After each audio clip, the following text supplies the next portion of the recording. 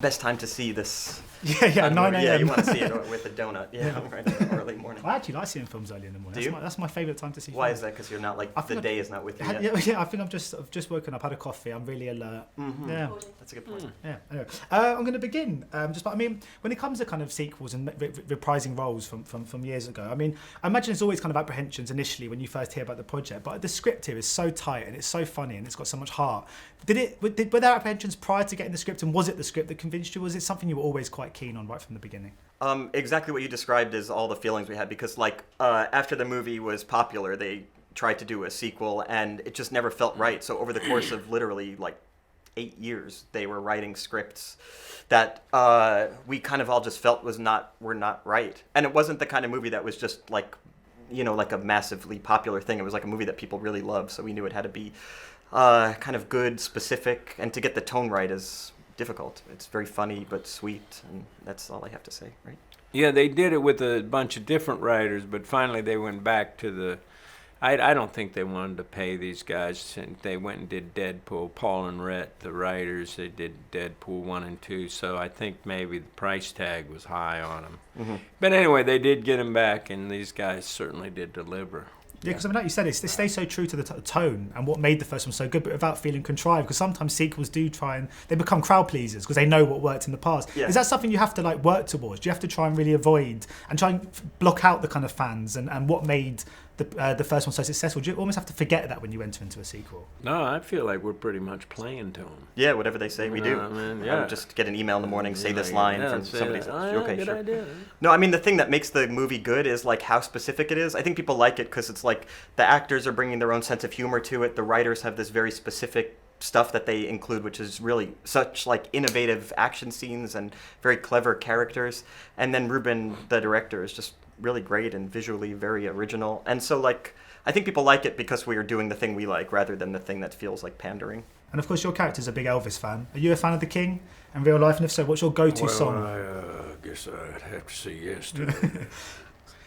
My go-to song. Yeah, if you were given a microphone in a bar. I love All Shook Up. I do love that song. Mm-hmm. All Shook Up. Oh yeah, I love that song. Yeah. Are you an Elvis fan? I went to Graceland this year.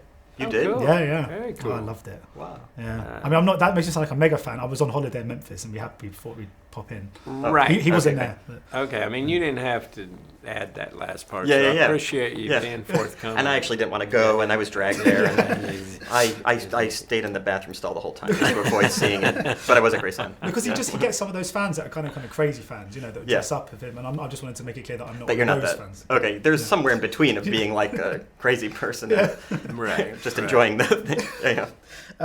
Your character, he's you might love Elvis. He loves rules. That's his kind of thing. Yeah. Do you have any Elvis. kind of self-talk kind of mantras and real life rules that you like to live by in real life?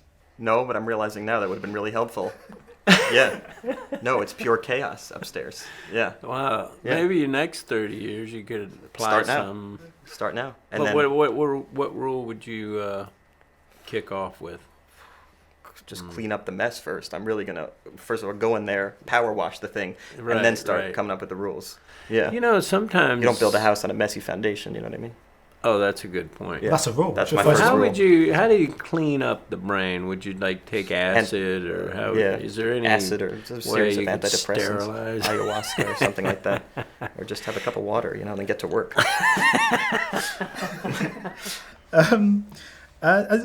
So I was wondering too, because it must be so fun to reprise roles. And before, I was wondering if across your career, what's the one role you would most love to revisit? And this doesn't have to be sort of actually a thing that could happen. Just who's the character you most enjoy playing that you would love to get back into the shoes of one day?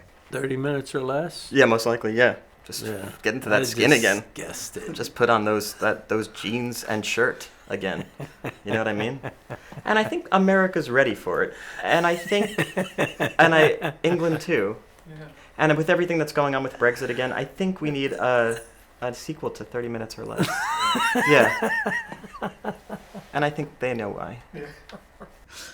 This is my last question. Probably shooting myself in the foot here, but without giving away spoilers, in the interview, in the film, sorry, it does allude to there's a sort of scene that might allude to bad junket interviews. I was wondering what's the most interesting junket question you've ever been posed, or the most memorable you'd say you've ever. That might be it. That was definitely it. Yeah, because it's now got me thinking. Ding ding ding ding ding ding ding.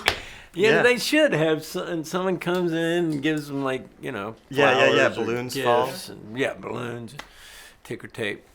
Yeah. There we go. My question. Yeah. Brilliant. Well, thanks so much for your time. Thank you very much. A lot. Thank you. Nice to meet you. Thanks. Ladies and gentlemen, you're watching Hey You Guys! Hey You Guys, huh? Hey, you guys. Is that from the Goonies? It is indeed, yeah. Nice. Hey!